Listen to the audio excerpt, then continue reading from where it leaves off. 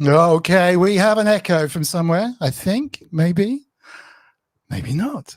Whoa, that's epic. Brilliant. Hello, welcome to the stream. This is the Mr. Wiggly number 35 Sunday live stream. So thank you very, very much for joining us. Big thumbs up in the chat if you can hear me, because normally I spend the first 5 minutes chatting to myself. If anyone can hear me. Says hi, Dom from Andrew Brooks. I believe that might be an okay. We can hear you. Such a good week this week, actually. It's been really, really good.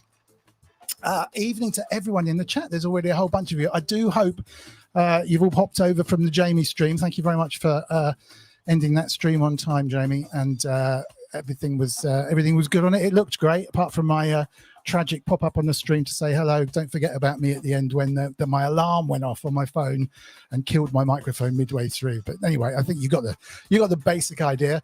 Thank you. You can definitely hear me. Let's say hello to a few people in the chat, because it's just epic. So many people. Get So Many Music was first in only 75 minutes before we went live. So to be honest, I think that deserves an award right there. Kent Spong was here at 6:45 waiting because he forgot it was Saturday. I don't even know what that means. Oh, you mean you were here from yesterday? Hello to Micro Addict, who is in fact Synth Addict. A bit more from him later, I hope. He has got the most amazing new hobby, which doesn't quite rival music, but it is up there with the best one. He's bought a new microscope, and he's been putting them on Facebook and sending me these pictures of stuff that kind of crawls on your skin and in your sheets and stuff, and also on moss and outside. Horrendous. There's like a whole world out there of stuff you never expect, really. I guess you always know it's out there, but you don't really like to think about it. Hello to you. Hello to Fat Dust, last week's brilliant guest. Hello to Sasquatch. Hello to Failed Music from the wonderful Friday Pro Synth Network live stream, which I have yet to watch. This Friday was with Martin Ware, I think, wasn't it? It was just apparently absolutely epic, and I was out and about on Friday, so I'm looking forward to watching that hopefully tomorrow, I think. But I'm sure you've already seen it. If you haven't, go catch it. Pro Synth Network on Facebook. It's probably the best group to look at. Hello to Martin Taylor, to Ken Spong, I've already said, and to Rotten Circuits. Hello to you. Will Joseph, all of you wonderful, wonderful people in the chat. Loads of new people as well. Neil Wharton. If you don't follow the channel, it would be gratefully appreciated. We're about 5 followers away from 2,200, which will be 1,000th of 2.2 million. And apparently after the first kind of 2.2 thousand, the million is kind of like gravy after that, basically, once you hit over 2,200. So give us a follow. That would be really very, very much appreciated. Today's guest, let's get straight into it, is an old friend of mine, in that we are sort of Facebook friends, and we've chatted about a mutual love for the Deluge. And we were almost working together at one time on some Deluge work. He's a super busy man. Thank you so much. That is Mr. Wiggly Horn. Sorry about your ears over there, Neil, if that was too loud for you. Failed Muso, thank you so much for the £5. That's really, really, really appreciated. Let me bang that up on screen for you. There's an awful lot of chat going past, so I do apologize if I miss yours. But Inky's around as well. She is the wonderful moderator in the chat here, so it'd be nice to her, but she might spot stuff. Mrs. Wiggly will be up here soon. She's downstairs sorting something out, so she will be able to keep an eye, but I'm on my own at the moment. But thank you for that. That is the Mr. Wiggly Horn that's wired up to the Super Chat donations button. Here is the Mr. Wiggly Horn, and here it is now, because we had to put the incinerator over it. It got a little bit too loud, but it's literally wired up to a car battery into a Raspberry Pi that fires off whenever anyone donates. So Rob, thank you so much for that. There is just before we switch over to our wonderful guest Neil, a couple of things to say actually about the donations, which I'll run now, and then we can do proper introduction. We are really proud actually of the fact that Lula May is literally in the top, what does it say? Top 10%. We've raised £1,659 in total. So it would be absolutely epic if we could get that above 1,700 by the end of the stream. That would just be amazing. That's money that Lula May's raised with her quiz, basically on this stream, not even for a year yet. And she is in the top 10% of fundraisers. So let me just lose that. So we were told that she's in the top 10% of the fundraisers. So she's doing amazingly well. And she's also selling some stuff at school this week because it's Mental Health Awareness Week this week. So thank you so much for that. Let me whiz up for a second. And I've already introduced our guest. That is £50. £50 from Kent Spong. Thank you so much. Well, we've already absolutely smashed the 1700 point level. So thank you very much indeed. Kent has given by far more than anyone else in the entire world to this campaign. And you really are such a splendid fellow. Absolutely splendid. So big love and hearts in the chat, please, for Kent. What a guy. I've started a kind of honor roll of which Kent would seriously be at #1 anyway. But last week I started writing down properly the stuff that Mrs. Wigley, who keeps an eye on the quiz in the chat, was actually showing me. So this is Luna May's best quiz on the internet honor roll. Kent is actually in the lead on the quiz with 2 wins.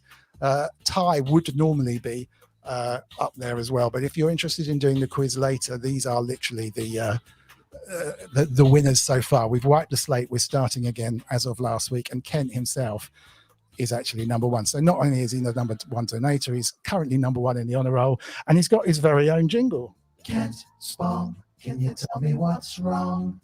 So really, what more is there to do other than find the button that clears this and introduce properly the amazing Neil, aka Synthdawg. How are you, sir? Yeah, Dominic, I'm good. Thank you for having me on the show. It's an absolute good to see you. Yeah, I started saying we knew each other through a mutual love of the Deluge, almost did some work together, and then I started to say something else, and the horn fired off. I mean, we've talked about all sorts. We've got a lot of common interests. I think we're kind of quite similar people. So every time we chat, there's an awful lot to talk about. But in general, for people who don't know of you, my brief intro would be pretty much as I wrote, I guess. You are behind the Synthdawg publishing empire, which is producing manuals and guides for music kit, which really should have been written in the first place. They're immaculately put together, brilliantly researched. They have the best diagrams. If you can imagine really the way Apple would do diagrams instead of building kit, they are beautifully put together and make everything kind of really easy to read, and they're written from a user perspective, and consequently, because they're so good, they're also very cheap as well for what they are. I mean, this is, I think, as much a labor of love for you as it is a commercial exercise, because they are pounds. I mean, very, very, very, very cheap and wonderfully put together. So much so that Synthstrom Deluge asked you to put together their manual on their behalf. And I think recently you've been doing a lot of Electron stuff. So I've seen the Digitakt, the Digitone, and now just about to come out, or just launched, is the mother of all manuals, I would imagine, because it's hard to use, is the Octatrack, right? The Octatrack. Oh my. Well, thanks for the good build-up there. The Empire of Synthdawg. I think that's a fantastic wow, title. It's brilliant. It's absolutely brilliant. Start to use that. Yeah, yeah. It's been an interesting journey, if I'm honest. And you're right. It's definitely more about the passion than any of the kind of commercial or the business side of it. And in fact, it's not a business in that it pays for the mortgage or pays for dinner on the table. It is more a labor of love, and also a challenge. And I think the Octatrack kind of demonstrates that more than anything. I think the 470 something pages, 8 months of work, 2 years of saying, no, I'll never write that manual. But I think peer pressure got to me, and too many people were asking for it. So yeah, it got released last Tuesday, actually. Oh wow! Congratulations! I mean, that really is such an achievement. I'm going to pop it up on screen here. I didn't, because I gave you a shout and said, "Oh, do you fancy coming on? It'd be absolutely brilliant. When can you do it?" And it was like, "Well, I come on now. Just literally just done the Octatrack one." And I've had no proper chance to go through this in detail apart from a quick flick through, and it really is. I can't wait actually, because my Octatrack is something that comes out and I get really into it for a few days and then it goes back again. And the next time I pick it up, I've forgotten what I've learned the first time. I think that's a combination of getting old and, you know, it's similar to some of the iPad apps that I use. I find it difficult to, I know what I want to do with it, but I do find it difficult to do it, you know, and that kind of real-time live sample mangling and everything. It is an amazing machine, but consequently, really complicated, amazing machines can be complicated to use, right? I mean, this thing is epic. If I can just, if I can make that bigger. And this is £2.90. Just price of a cup of coffee. That's the it's just brilliant. I mean, and even if you haven't got an Octatrack, I urge you to go and buy one of these, just because it's a piece of art as well, to be honest. The others, just while we're here, there's an awful lot of other titles as well. So we've got the website open. So the Octatrack is a new one. Digitone, Digitakt. OP1 was the first, I think. Yeah, he was the first official Synthdawg manual. I did some stuff on the machine, the Native Instruments machine, and that's an interesting story actually, because it was probably the first document that I wrote, and I actually released it on the iBookstore, and it got into the charts, the music charts, and it always makes me smile, this, because at one stage it were actually higher than William Shakespeare and the Breaking Bad novel, which I'm quite proud of. It might have only lasted one day, but certainly you could class it as a bestseller. And the story is that everybody used to keep asking, why doesn't Native Instruments actually write their manual for Machina this way? Right. And I couldn't answer that question, but I wrote it around the hardware, and bear in mind that Machina's is half software, half hardware, and the bit that I felt that people couldn't understand is the hardware. You know, everything that Native Instruments wrote were around the software. So I wrote this guide for the hardware, and everybody were writing to me saying, "Well, why don't these guys use it? Why don't?" And anyway, I said, "You need to ask Native Instruments." So they did. And then Native Instruments didn't come and ask me to actually do it. They actually wrote their own. Oh, no. So they released almost an equivalent version of the hardware guide for.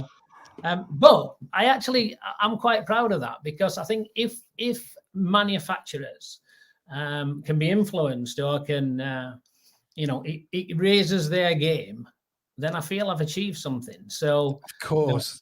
So I really kind of backed away from that one, because it didn't need me to do anything. And then, of course, then the OP1 is another device that you look at and you spend hours thinking, I don't get this. Yes. I just don't get it at all. And people, what I found with most of these manuals is that it's on equipment where people buy it, get excited, and then either abandon it or kind of it works its way to the corner of the studio, and often out of the studio. And then people have wrote after buying the manual, going, do you know what? It's kind of re-inspired me. I was going to sell that thing and I'm 100%. Not going to do it. I now get it. That's exactly the feeling I got when I started reading the Octatrack, because she kindly sent me a copy earlier, and I was just like, oh, I've got time. I've got to do this, but I want to get out. I want to play with it again, because now, also you've got a little bit of the muscle memory and the idea from when you first got it. Some of it's nailed in there, and it's just suddenly you're dealing with something that isn't so scary anymore. And they're just so well written. No, absolutely. Do you know, I can imagine the conversation as well with Native Instruments where they had, and I bet no one in that room said, why don't we give that guy a call? I bet that it would just literally didn't even occur to anyone. It was like, oh yeah, we need one of these, right? Who's going to be tasked with making a copy of this? It's just the way that sometimes those minds work, and with the amount of stuff the amount of product that they've got, it must be a nightmare anyway. But yeah, full kudos. I mean, copying is the sincerest form of flattery, or whatever, isn't it? Or whatever they used to say. Yeah. And I mean, the Octatrack, somebody asked me, I've done some work for Modbat Modular. So I did their manuals, but you know, it's like I said, and I've become really good friends with Corey, who was running that. I can talk about that a little bit later. But he asked me, he said, "Have you learned anything when you know, with this writing the Octatracks? Because it's such an animal." And I said, "I've learned a lot." I said, "But the thing is," he says, "what would you recommend? What would you advise to kind of look at?" And I said, "Well, my advice on Octatrack is to look at all the things you've ignored." Because all the things that people ignore are the things that I've gone, wow, I didn't realize that was so powerful. Yes. The arranger's like a completely different animal. So, you know, it's almost like ignore all the stuff you think you want to dive into, get into the arranger, get into parts.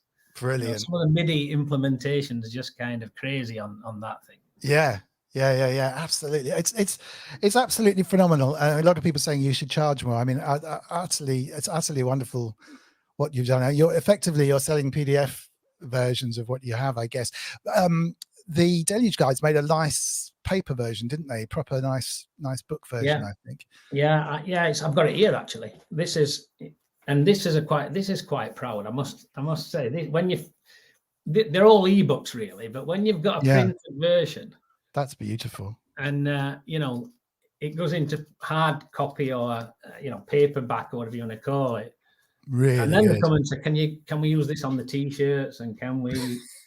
And then you think. This is what I mean about your design skills. I mean, it's honestly rare to have someone who can be technical, musically creative, designer, writer, and have skills in all of those areas that match up to in order to be a one-man operation like you to come together to produce this stuff. Generally, you know, a writer's not so much of a designer. You're never blessed with the same kind of breakdown of all those skills in equal properties, but you've nailed it basically. I mean, have you always had a background where your skills like that have been brought together, or is it just something that you've fallen into in more recent times?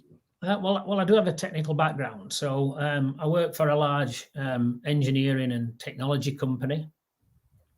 So I did my apprenticeship at British Steel. So I've always been into the electronics and electrical side of things. And then, in fact, when I did my apprenticeship, that was a fantastic era. I think that's when we had the garage band kind of thing, you know. Yes. All the guys coming together, and we used to do a kind of it was mainly guitar kind of music, punk and stuff like that. But I got this tendency, I like the electronic side of things. So a lot of friends, when I did my apprenticeship, were into the similar kind of thing. We'd swap records and that kind of stuff. But then I moved into the electronics side, joined this ABB large engineering company, all technology. So I've always had an interest in the technical side of things and an interest in music, of course. So obviously there's a natural link onto the technical side of music. And while people say, well, you know, you don't make as much music these days, you know, you're kind of doing stuff. And I'm thinking, well, yeah, but that's what I like. That's the stuff that interests me. And sometimes while, you know, I make music in the studio, it's not something that I would immediately do on a day-to-day basis. It's, you know, I think the technical side of it draws me in. Sure. It's honestly, it's epic. So much of it. I'm trying to catch up with half the stuff that's in the chat. Actually, Gert's asking an interesting question. Did you ever get involved in any record covers or designs for releases and stuff? Yeah, interesting. I actually produced an album for a friend, Salient Braves, and he wanted to release on vinyl. So we did the album cover and then the kind of posters and artwork and stuff like that. And then we did a side project called I Rise Finale, and we did some album covers. There was one actually, Loneliness, they call it, a single we released. You can probably find it on Spotify if anybody uses Spotify these days.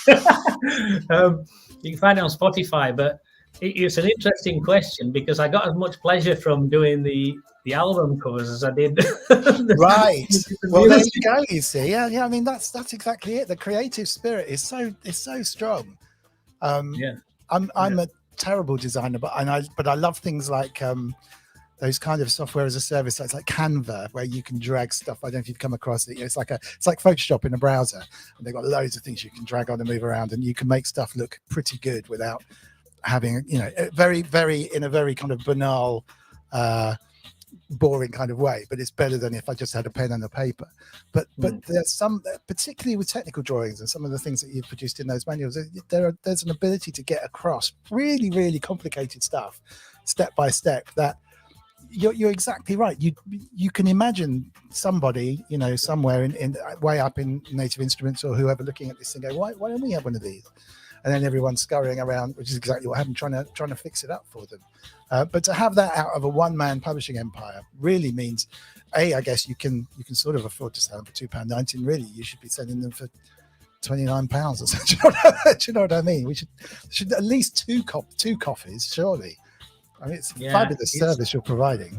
I'm resisting the price increase bit, if I'm honest, because the first thing is I want to get it to as many people as possible. And I figure the logic behind it is that people will go. In fact, this is true because people have wrote to me on the Octatrack. I must have had 5-6 emails this week saying, I bought the manual, it's great.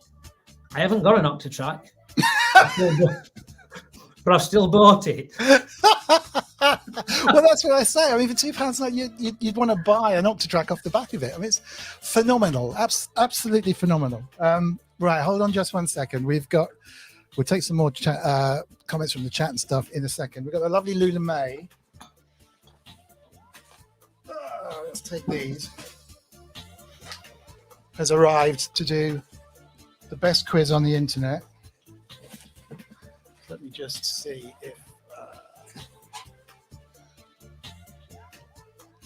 Oh, look at that. I actually got the camera in the right place for once. Now, there's another thing just before we kick this off, which is the absolutely wonderful Martin Taylor, who is, I know, in the chat, I think, as we speak, talking of books, 2 books with Gaz Williams on Gaz Williams' show. And he said, well, don't send them to me. Send them over to Dom and Lula May and let Lula May raffle them or use them to raise money for the Great Ormond Street hospital appeal that we were obviously running. And they took a while, but they've arrived. So I thought I'd wait for Lula May to be here. Now, you need to be super careful opening those, Lula May, because they're going to be spotless and new, and we want to keep them spotless and new. So let's just see. Lula May is now going to unbox the first of these books. And I think I'd like to kind of try and seal them up as well. So huge love to Martin Taylor, because I know he's been waiting a while for them to arrive. And then really, I want to know what you think would be the best way of doing this, and whether we do a raffle and charge £1 a ticket or something. I can set up an online raffle. There's plenty of sites that don't actually seem to take a commission on it, or maybe they'll take a very small commission.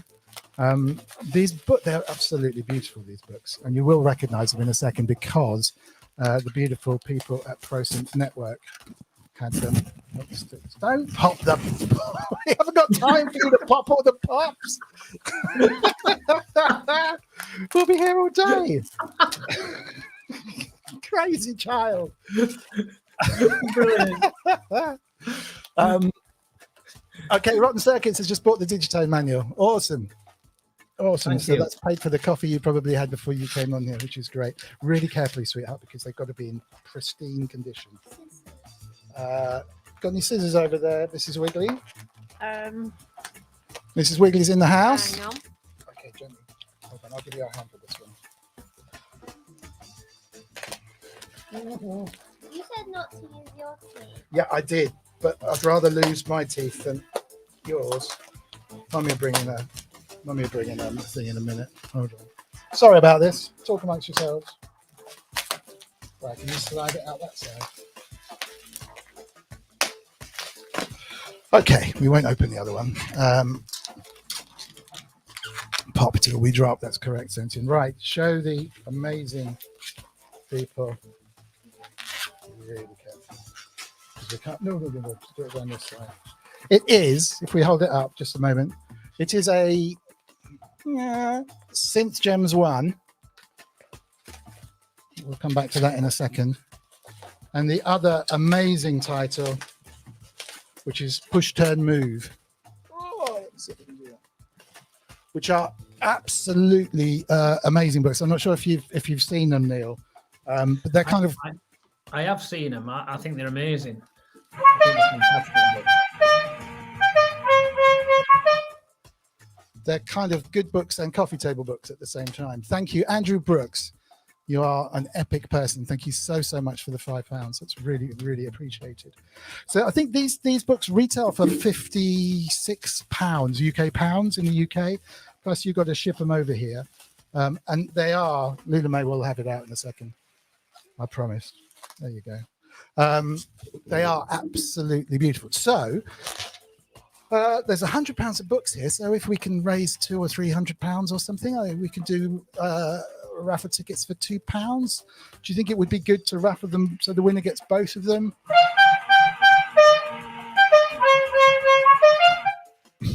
I pop there for it. They're loving your pop. You're raising money with all your pops. $4.99. Thank you, David Serchek. It's very kind of you for the $5. It's really appreciated. The car battery powering the Mr. Wiggly horn is definitely running low because it's not taking my head off as much as it was before. Okay, that's good. It's wrapped in plastic as well. So close up on Lula Amazing. Let's lose that. Thank you again, David. Very much appreciated. Synth Gems 1 in beautiful condition. Absolutely perfect, as if it had been sent direct from the place. And then the other one, which we'll leave in the bag. Oh, Push Turn Move, which is the same. So if you just Google Synth Gems 1, and this will be you'll obviously see what they're all about. They are utterly beautiful. So I'm kind of open to any chat suggestions. We're not going to do it today, probably next week. I'm guessing some kind of raffle. What I would like to do is kind of advertise it on Pro Synth Network, but also on Sonic State and that kind of stuff, so that we're not just the people in here, and we can try and make sort of £300 or so. So if anyone is an expert on how best and on what to do about pricing these kind of things and how best to do them, that would be epic. Piero's thinking about raffling off one of his TD3s. Wagyu says, Ploppy, let's get poppy. I think what we should do, we should have a popping session. Right. Sorry for that, Neil. I just an extended okay, you can take that. An extended break as we got involved in the popping side of things. But yeah, anyone pop us a message in the chat or whatever. Let me know what you think about how best to do this. I guess. Oh. Upgrade to a tray nail. Yes, quite. Thank you. Get So Many Music, not only for being here an hour and a half early, but for sending us $5. That's very kind of you. Thank you. And we've smashed £1,700 already, so I'm really amazed. It's so good. I'll give a big thanks to everyone. Thank you. Yes, thank you. What I think we'll do is a raffle for both of them together for £2 a ticket. But that I'm open to anything because I'm not an expert. I'll open the bidding up at that and then see how far we get. And I guess if we can make like £300 or £400, then you still stand a good chance of winning. Jonathan Cross. Another £5. Thank you very much, everybody. That's so cool. I said a pip pop rock into the bang bang boogie. We don't stop the boogie and the bing to the boogity beat. Anyway, that's probably before your time. Definitely before your time. Right, let's do a quiz. Tollington says my pants can be raffled off. How kind of you, Tollington. Gethsemane, thank you very much indeed. Right, we do a quiz. So open to everybody in the chat. Thank you very, very much indeed for joining. But the point really is for Neil to see if he can get it right. We can't have that all the time because it's doing my head. Really hear it in the background. I just realised. I was like, what is that noise? It's over here. Right, sorry about that. Everyone's leaving. Dropping like flies, they are. Okay. It's only for fun. It's just in the chat. And for Neil gets an advantage because there's a delay to get to the chat. If you're in the chat, sort your chat by all chat rather than favorite chat or selected chat or whatever it is, because you won't see all the answers. And let's have a look. We have the honor roll that I had popped up earlier, which has the amazingly wonderful Kent Spong lounging around at the top of the honor roll, which is up here. There was a lot of scores after that, so obviously you can see a lot of people underneath that one, including Electronic Sounds Dean. We can see those awesome Get So Many Musics on there as well. Ty's there, as in the history of the whole chat. Ty would definitely be up the top. Right, so let's have a quiz question. Are you ready, Neil? I'm ready. Okay. And I answer it. I just answer it straight away. I don't have to write it down and then. No. Sorry, I should have given you some stuff. Yeah, basically, you can have as many guesses as you want. Go for it. You've got a bit of an advantage. It's not like there's a right answer. There is a right answer, but you can't Google it or anything. And so, really, if you get one, you've done really, really well. To be honest, I wouldn't. Definitely not a stressful thing. Okay. Hey, step inside, I give thanks and I.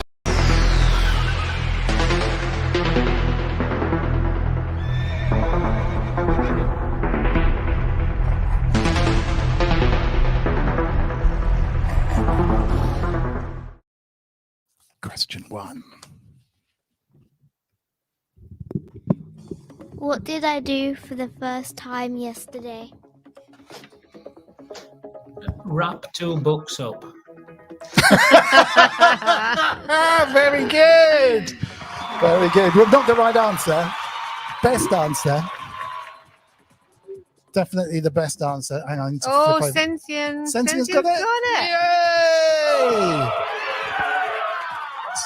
Was it Sentient? Yeah, Sentient. Unless there was somebody before. Horse riding. No, you're right. He was right Yeah. at the top. Sentient, man. Well done. Lula May had horse riding, like a taster lesson, which was epic. Did you enjoy it? To push the stand, you just go lower every time.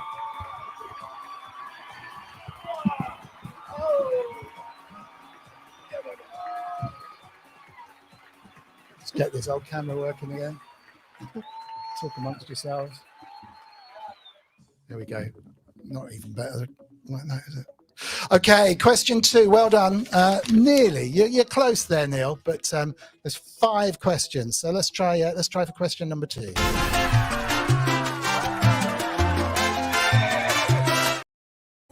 Who came for lunch today?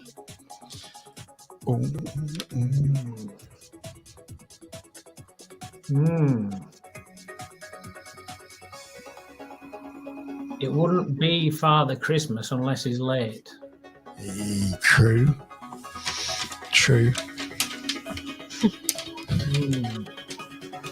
There's a lot for those of you not watching this in real time and catching up, particularly those who are just on the audio podcast. Obviously, you're missing out. There are streams of answers coming through the chat. Grandma, nanny, nobody, aunt. Nobody's a clever one, isn't it? Never thought about that, David Serchek. You're ahead of the game there. SEO Head says Ty Unwin. That's an interesting one. No. Tarquin and Tallulah. No. On the right lines. Marilyn. That would be a lunch and a half. Inky didn't come. No. It's going to be. It's two girls. One of them is not Poppy. They are cousins, right? Lester Piggott. He's a horse rider. Auntie Claudia, no. Teacher, Pippa. Oh, I think we might have got them. Get So Many Music saying the parole officer. Lily and Daisy's close from Jim. Lily and Tilly. You call it when you're going to give up. Jennifer, Tracy. Any more guesses, Neil? No, I was just wondering whether we were going to get some clues. Yeah. Definitely get some clues. Can you think of a? They're girl cousins. I think I said that, to be honest. One of them begins with an L, but it's not Lily. And one begins with a B. And one begins with a B. Oh, Will Joseph got one of them. Did he? Yeah. Lola, very good. Very, very good. Lola's one. Will definitely gets a point for. Are you writing these down? I forgot. Yeah. Lola and But Lola and it's not Beth. It is a Beth. Can you think of any Beths? Belinda. Belinda. Very. I think it might be short for Belinda. No. No. Shorten Belinda. No, it's Belle. not short for anything. Bella.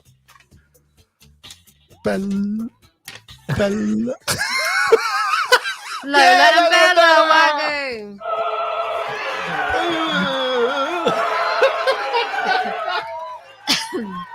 Lola and Bella, yes. So Wagyu.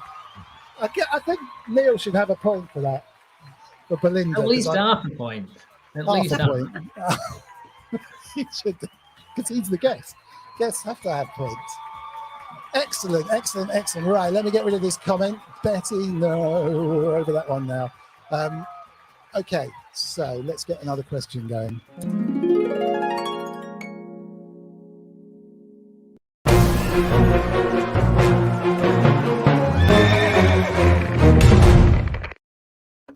what did I have for pudding? Sticky toffee pudding. Yay! Custard. I think that you can just have Deserves that. 2 points, definitely. Very, very good. First answer, yeah. First Definitely. answer, well done. Oh, he's on fire. He's absolutely on fire. Ken Spon is also correct. It came with some ice cream. Well done. That was, it was almost like you were there. Stalker. All right, we've got what? We've got a couple more. Yeah. Question number 4 is about to emerge. Are you going to slip off the bottom of the camera completely? Oh, no. You're back in the room. Okay, stand by.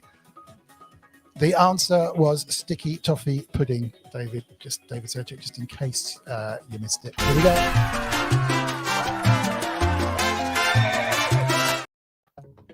How many Synthdawgs in this picture? How many Synthdawgs are in this picture? I don't have the answer to that, by the way. Me neither. Oh, I do. 38. No. More. Higher. There we go. You're in charge of the chat. Oh, then. I got to see the chat. 82. No, 82 is too high. I'm going to flash it up one more time. Here we go. Count the dogs. Count the Synthdawgs. Boom. 46. No. Higher. Flip over to the comments. Oh my gosh. Jim Glue got it. Jim Glue.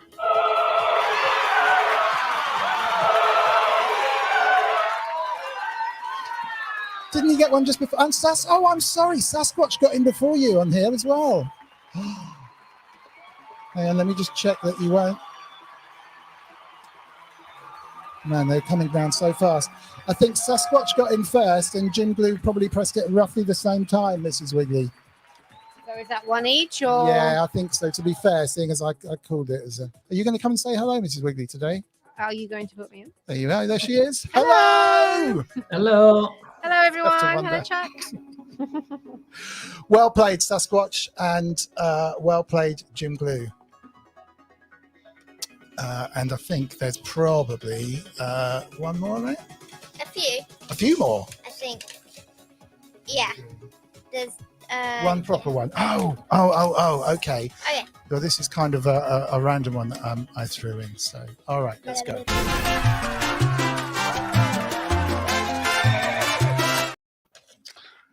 Blinking competition, best of 3. Blinking competition, best of 3. So Mrs. Wiggly has to be the judge of this. Right. So blinking, you played blinking competitions recently. It's just no blinking. So you got to keep your eyes open. Are you going to say go, Mrs. Wiggly? Right. After 3. 1, 2, 3. If you're playing this in the chat, we just have to be honest.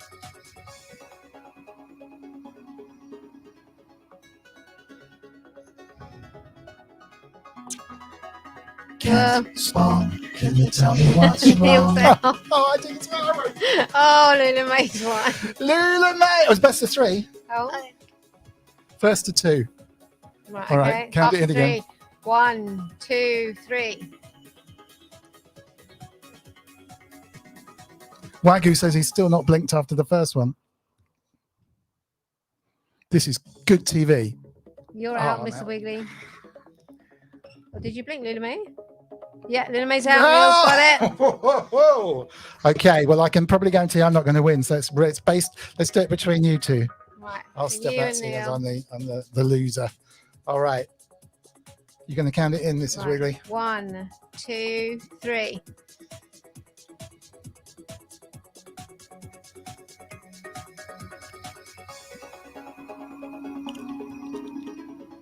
No. No.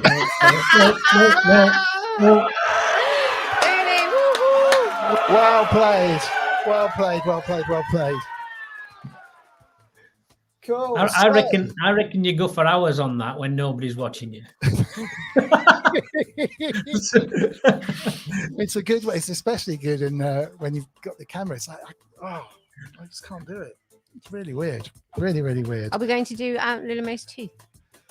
Oh yes, right now we are going to talk about synths and stuff as well. I mean, I promise in a minute.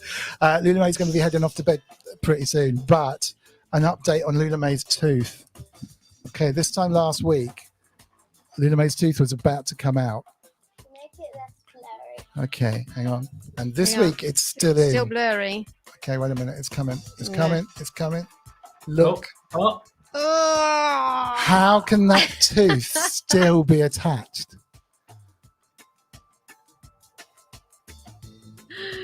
you're not going to tell me this is part of the competition, and I've got to know. Yeah. How many days is that? How crazy is that though? Because it's been like that for at least a week. I All can't right, you believe can pop it back in, Lula May. Pop it back in. Oh, that's horrendous. All right. All right, Okay. that's Enough. Yeah, there it goes. Yeah. So there you go. For everyone in the chat that was wanting to know. Okay. All right. Neil, can you pop your teeth out? Not like that. All at once. Oh.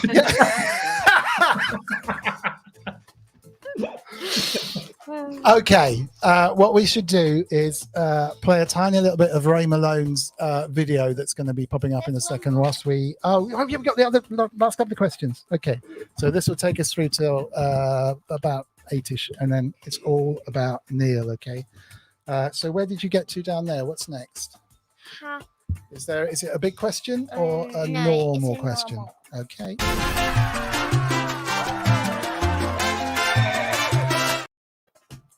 How do you row a cannon filled with puppies? Canoe. Oh, canoe.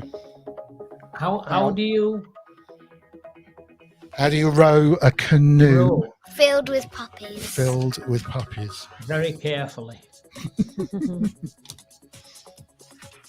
I can't remember this one. I either. know, it's really funny. Put the chat on.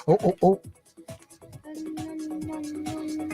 Gently, says Electronic Sounds. How? Yeah, Ken Ken Spong. Spong. Ken Spong, can you tell me what's wrong? Well played, sir. With a doggy paddle.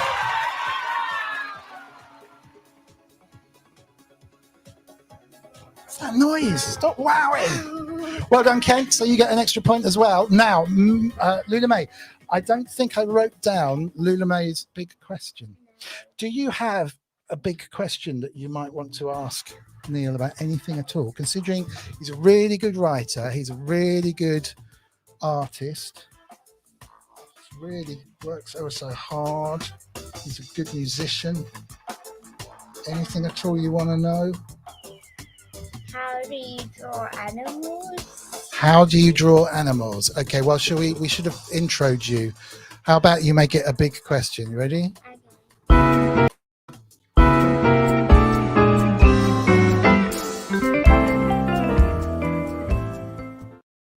How do you draw animals? the hard bit is getting them to pose.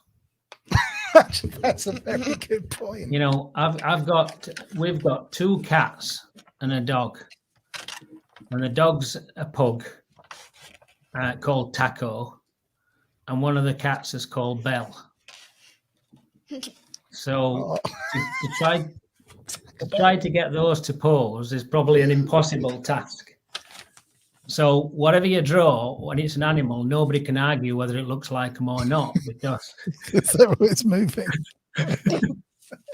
Taco. Taco Bell. Wow, Mrs. Wiggly, do you have a Mrs. Wiggly question to hand? Shall I give you the intro, or am I dropping you in it? No, you can pop me.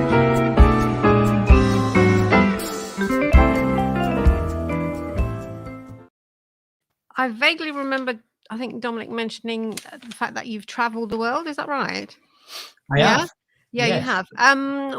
Which is the best place that you've been to, would you say? I guess the 3 places I've enjoyed most is Santiago in Chile, I've been there. Brisbane in Australia, and a place I love is Toronto. In Canada. Any particular reason why? I think Toronto kind of appeals in terms of the sport, ice hockey and basketball and stuff like that. Santiago is just it's a crazy place. It's a little bit of a shame, really, that they've had so much unrest in this last few years.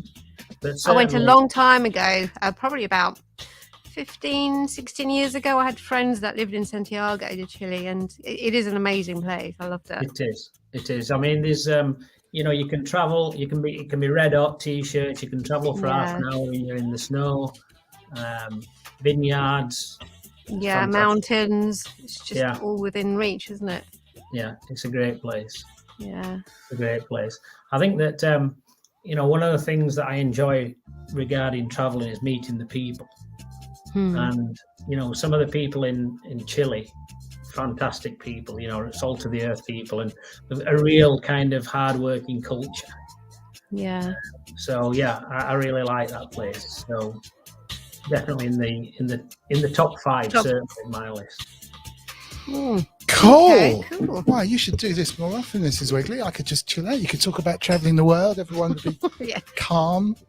I'll take over. This crazy quiz stuff. Is it coming out? Lily's definitely working that too. Oh, darling, don't touch it. Don't pull it. Leave it. That's it. Twisted it. You don't twist it. Not on stream. Not on live stream.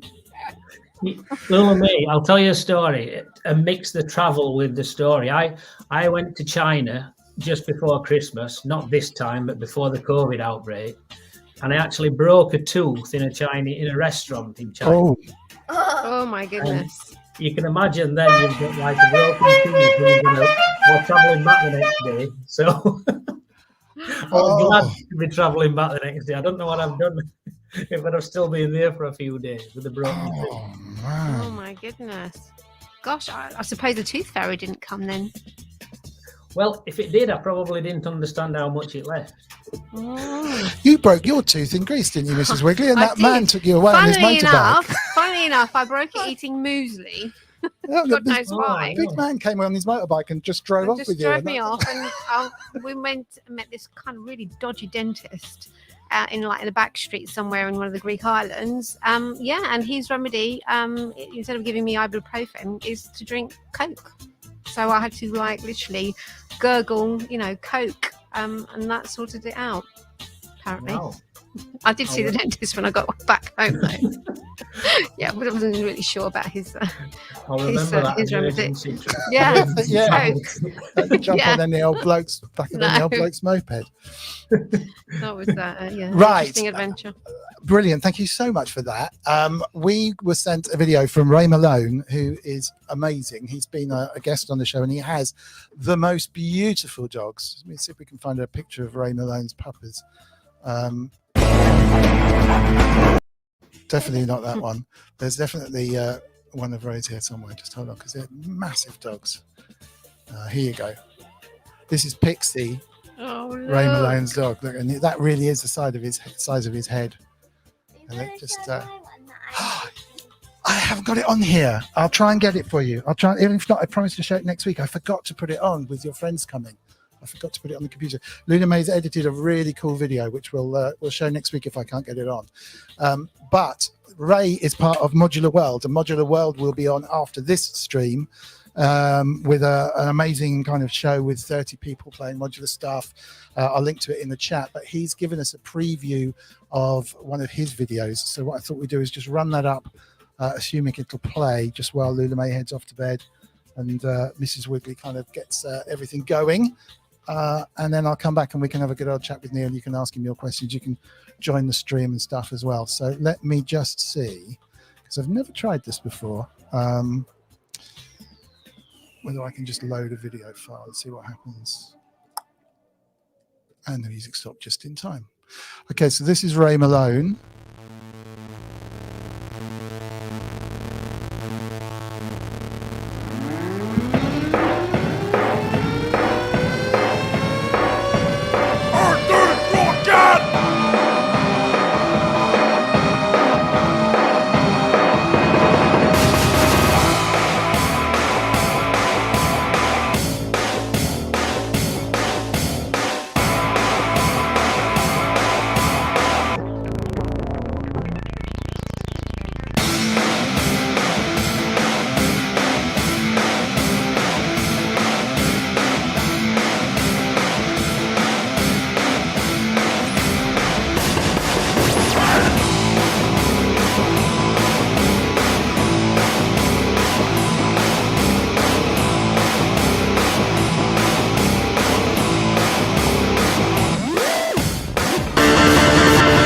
So seismic and significant.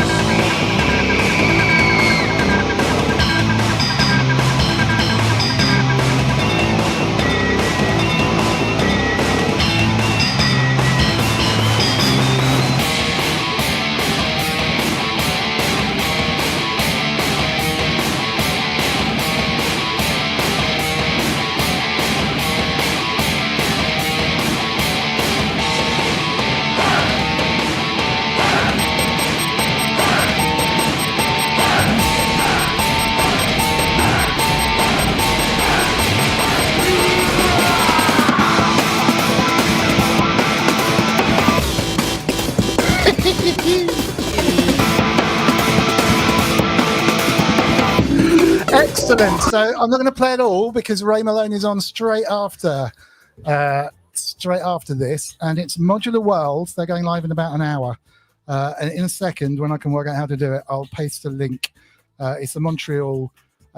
It's Patch on Punk Rock Challenge. So basically, it's taking modular and doing some punk oriented stuff. So it's nice to see some guitars going on there. Anyway, Luna May and Mrs. Wiggly are heading downstairs. So thank you, everyone. so Bye. much. Nice to meet you, Neil. Bye. Yeah. Good night. Bye, Yeah. chat. Good to see you. Good night. See you later. Switch off. This is the best bit. Oh, mummy attacks. Look. All right, and they're gone. Hello to BG Ollie in the chat, who did an excellent stream last night on Twitch. I fully recommend checking out BG Ollie's Twitch streams. What is going on in the background? Just tooth business. Oh man, yeah, I will post. But if you search YouTube for Patch on Punk Rock Patch Challenge Show, starts in an hour, and I'll post it when we get towards the end of the stream. So good night, girls. That was great. Yeah, really good. So back in the back, I've got a thing that says "back in the real world." That'll help, and I'm sure that'll bring us back to the real world nicely. So yeah, hang on a second.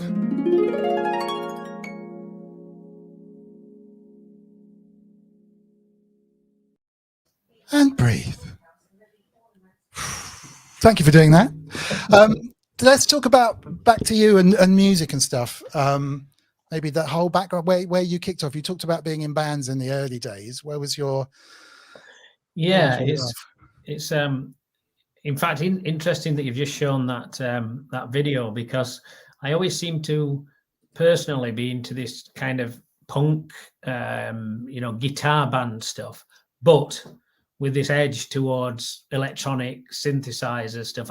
In fact, when we had the band when we were younger, the first synthesizer we got were an SH-101.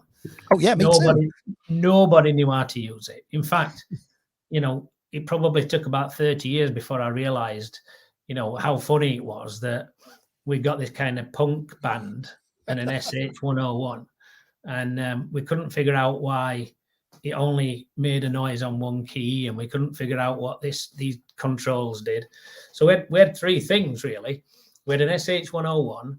We had this homemade drum with a kind of filter, a kind of drum. Oh, like thing. A Synth drum kind of thing. Yeah, Synth drum kind of thing. But an homemade one, you basically clamped it to something, and a realistic, I think it was called rhythm machine or rhythm composer or something.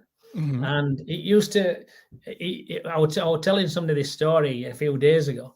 So we got this, it was a bit like the Echo and the Bunnymen thing, where we got this like guitar band, but no drummer. So we got this drum machine. And then we thought, well, it's not that good. It just sounds like a metronome with a snare. This, it's got buttons. You didn't program it. You just pressed a button and then moved a slider that changed the speed of this kind of kick drum thing. Brilliant. But we wanted that sound. And I can remember we then got this drummer, which was a rare commodity back in the days, but he was an heavy metal. Oh, right. So he came and we said, right, this is the sound we want. And we pressed this button. And he's like, no. And he's like, you sound like this? We're thinking, I'm not sure whether this is going to work. And I guess that's where my musical career started and ended. Oh, stunning. There's so many drummers around that time were probably just looking at people going, some of them think my career's over. Others are thinking, what are these guys doing? Crazy. But the thing is that I live in Barnsley, and the thing about Barnsley is you don't get any good bands coming to Barnsley. There were one band that came one time called Vice Versa, and they got this little electronic machine, and there were two members of this band, and they press a button and sing and press a button, and I couldn't figure it out. Well, later became ABC. Ah, fantastic. So, it was unbelievable kind of contrast from this two guys with a typical like long hair on one side and shaved on the other, one little drum machine and one little synthesizer. It didn't really make sense at that time. And then they became this flamboyant ABC with the the whole Trevor Horn production with all the rest of it. I mean, I met Martin Fry once down there. So Andrew Brooks is saying the same thing. They became ABC. Good guy as well. Really, really nice guy. I'm never sure how much of it was Trevor and how much of it was the band or whatever, but it really, really worked. It's such probably an excuse for Trevor Horn to start working with an orchestra again. Do you know what I mean? But it definitely worked. By the way, if anyone wants to give us a shout, why not come and join us? You are very welcome on the stream. You just need a phone. Now Luna May's headed off to bed. All you need to do is open a browser and go to mrwiggly.co.uk/live35, because this is the 35th show. mrwiggly.co.uk/live35. I'll post that in the chat as well. You won't come straight in. You'll arrive at a kind of waiting room, and I'll add you, so don't panic. You won't suddenly it's not a big deal. You'd be very, very welcome to come and join us and ask a question live. If you've got questions in the chat as well, obviously post away. That would be epic. I will just write that link in. The good thing about that Barnsley, though, is it's in between Leeds, Sheffield, and Manchester. So as a kid growing up in the Joy Division era and the kind of the Manchester, kind of Buzzcocks scene, you felt part of that. But you also felt part of the Sheffield, electronic. Yes, of course. Wave, as that it came to more into the new wave and then into the kind of more electronic stuff. Leeds weren't, at it with those two cities at that time, but certainly there were some good festivals. I mean, we just mentioned Echo and the Bunnymen. I can remember meeting Echo and the Bunnymen in Sheffield one time with Pete De Freitas, was the drummer at that time before he got killed, actually. And Echo was the drum machine. that's where the band name came from. So they called it Echo because they called their drum machine Echo. Gotcha. So Gotcha. So yeah, I guess it was a fantastic kind of era to grow up in and to be inspired by. And then you start work and you have to kind of do some real stuff and you grow up a bit. And then I moved into management, and I did an MBA. And when I'd finished my MBA, I was flying to Aberdeen, and I can remember thinking, I've got nothing to read. You know, what am I going to do? I've got all this kind of spare time, as they call it. And at that point, that's when I came back into doing something in music, where I bought a magazine and I thought, wow, how things have changed. We had this kind of realistic Tandy drum machine and an SH-101 and guitars. And now you can actually record stuff on a laptop or a computer. Well, not even a laptop at that stage, but like a computer. Yeah. Absolutely. And, you know, beyond the Atari and beyond the, you know, that kind of stuff. So it was cool. So yeah, got back into it, and then, you know, created the studio. And I've been lucky enough in the career to be able to build a studio and, you know, get the right gear and stuff. So yeah. So you have a day job as well, which is pretty high powered, I think, as well. It certainly takes up a lot of your time, right? Which is managing does. stuff, right? It does, and I think, but you know what? I think this is why it works together. Because I think that, you know, it's quite, you know, stressful and intensive, but this becomes the diversion. It becomes a kind of a separation from work. It's a place to kind of separate yourself a bit and, you know, kind of focus on a few different things. So totally, I can see that. Certainly when I was just doing sessions, and that was my source of income, and you're kind of worried about when paying the next rent, or when's the next bit of work coming on, you're definitely not feeling as creative as you would be if it's like, oh, let's take a couple of weeks off and make an album or something like that. So I can see that. It's just your work-life balance must be quite tight for you, because those books must take a long time. And they do. Obviously, I've called you before and talked to you where you've been taking conference calls and you've got 5 or 10 minutes spare here during the day and stuff. Plus family stuff going on and everything, you know, it's hats off to you. I mean, it's a major thing to achieve, really, to actually get it to this level. Yeah, I mean, look, the kids have all moved on. They've got their own place, and, you know, it kind of creates some space. Right. I think the travel used to help, because if I were on a long flight, you could be reading stuff, you could be writing stuff, doing some of the designs. So the travel, and then hotels, if you were staying in hotels. So it used to help. And then when the lockdown came, and in fact, it's the longest I've been at home ever in 30 or 40 years. You know, it's the longest I've ever been at home. I thought, well, it's going to get more difficult. But it didn't, because I was still working in the time zones of the countries that I would have been working in. So if I were like 5 o'clock on a call or discussing things with one country, or at 9 o'clock at night with another, it actually gave space. Gotcha. Yes. To do other things. So, you know, it kind of works well. And I'm not the type of person that can just sit back and do nothing. So, you know, it finds its way, doesn't it? It finds its way to fit together. Sorry, carry on. No, and it became a little bit more. So writing the books, and then you mentioned Synthstrom. The guys came along and asked me to do that manual, and I were always reluctant to do an official manual, because I felt it's a bit, you know, it's not. Am I doing it for the right reasons? Mm-hmm. And I always felt that I wanted to choose, and I wanted to feel part of the project, and not be a subcontractor or a creative, or whatever they call it these days. And then MSX sound design came along. Simp was a great guy. Said, look, we're going to release some iOS apps, can we? And I think you've met Simp, and can you help us with this? And we did. And then he introduced me to Corey from Modbat, who was starting Modbat Modular. So I've started to work on the different things, but when you look at it, I've been very selective.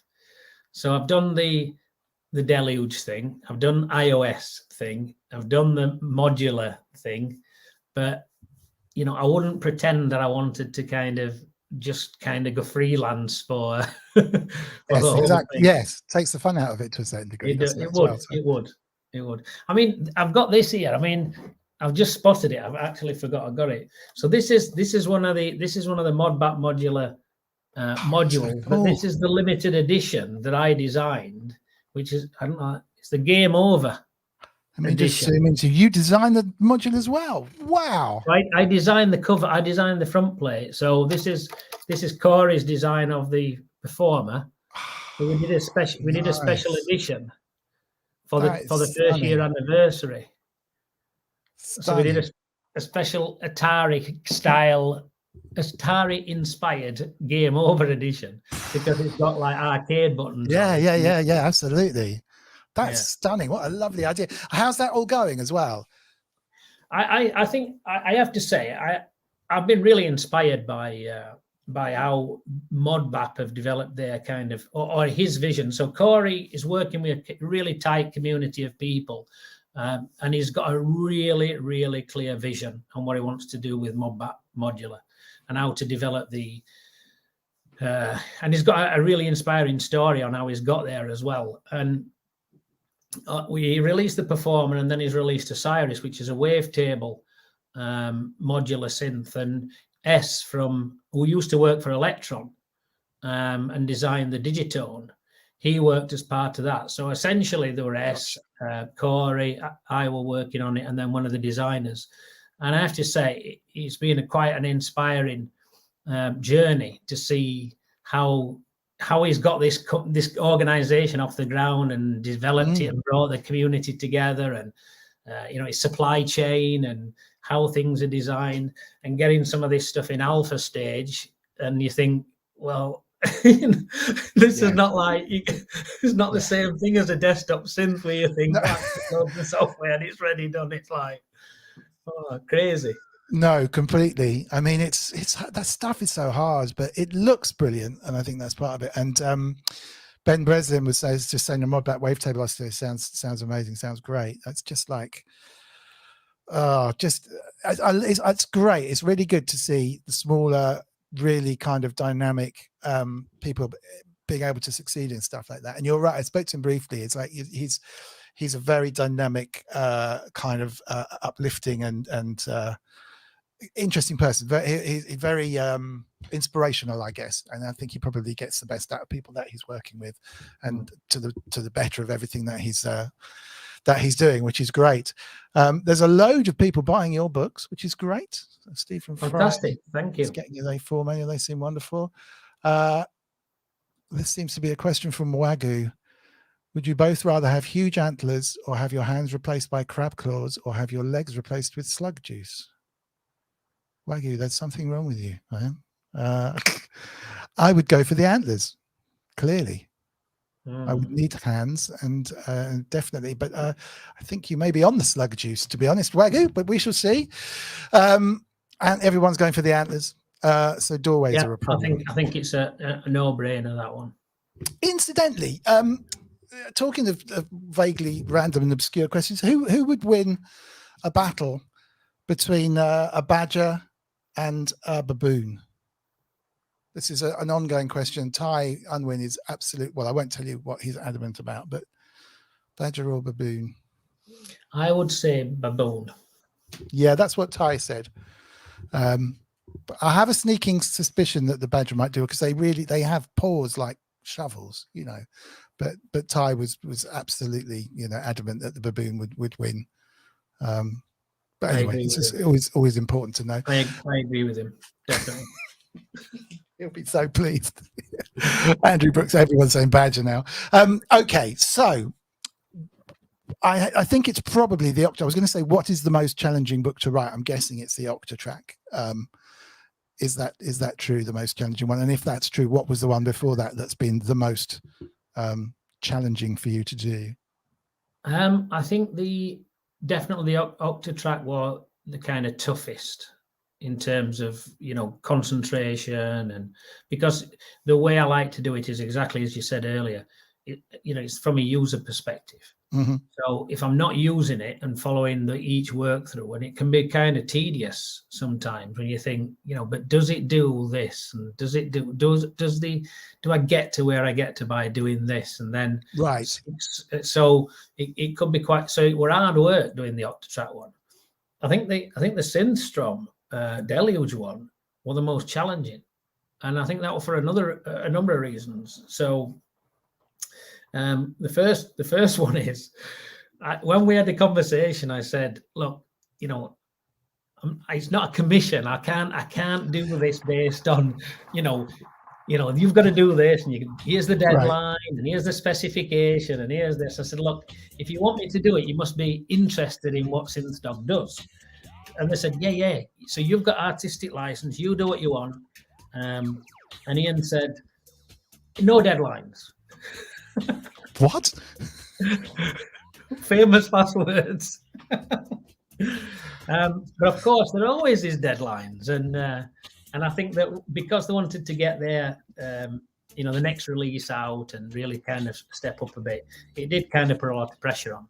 But to be honest, and also the time zone, because Synthstrom is based in New Zealand. So it's not like you could just drop an email and 2 hours later you get a response and you can then follow up on it. It's the two times a day you really don't want to be having the conversations, first thing in the morning and last thing at night, isn't it? Yeah, exactly. I've been there. Yeah. So it became a real challenge, and I think that but it was worthwhile and rewarding. And I always remember Ian telling me the story that when they got the first draft, they were on a flight from China. Rowan and Ian flying back to New Zealand, I think, from China. And because they were doing this road show to try and promote this kind of the next generation. And they cried when they saw the side of the manual on the plane. And I said, no, you're kidding me. No, this is literally shed a tear. And I said, you're reading the right book, of course.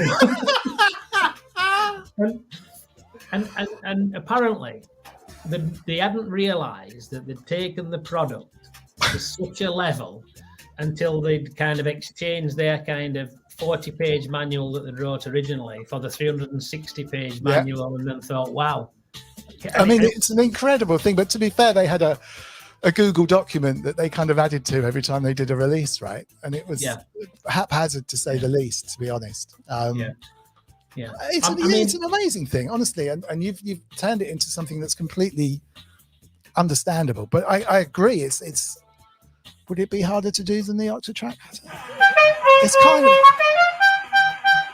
It's kind of laid out in a way that to use it I find quite intuitive.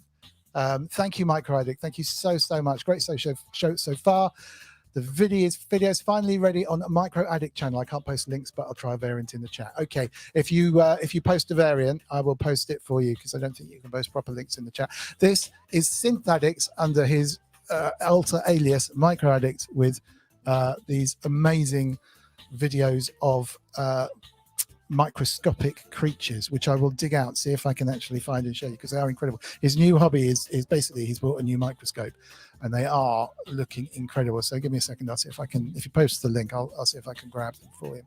Obviously, dial in if you wish, mrwiggly.co.uk/live35, and also if you've got any questions and bits and pieces in the chat for Neil or for anybody, it would be great to hear from you. Which brings me to a question which is popped up from Kate B, saying, is Neil considering writing manuals for the mutable modules? There are so many hidden modules, it's difficult to keep track. I guess you ask questions like this quite a lot, right? Yeah, and there is some free modular guides on the Synthdawg site. So when for modular, sometimes you don't, it's not a 30-40 page manual. So sometimes I've done kind of a quick reference guide for some modules. I'm not sure I've done any on the mutable. I think I did one on the monsoon. There's a monsoon, which is a kind of copy, I think, of a mutable module. Nice. So there's a free guide, quick reference guide for monsoon, and the intention was in between some of the producer guides, when I've got some spare time, because like I said earlier, I always want to be doing something. I thought I would write some quick reference guides for some of the modular gear. So the intention is yes, but no kind of commitments or That would be ace. deadline. That would be really ace. Kent, who is, have you come across Kent's bomb? Do you know Kent at all? He's I know the name. He's basically the greatest vintage synth repairman in the world. So if you go and buy a Jupiter 8 for £50,000, the chances are it would end up at Kent's house having a service. But he's about to give all of that up to work on full-time on his own hardware synth that he's been putting together. Brilliant. Called the Anaglyph, which is great, very exciting. But he's an amazing guy. Comes on here quite a lot. He's saying, semi tongue-in-cheek, I would imagine, we should do a cool Oasis manual that isn't the size of a continent and explain just how the karma actually works. You could do it in it could be like Lord of the Rings. You could do the trilogy. You could do different books.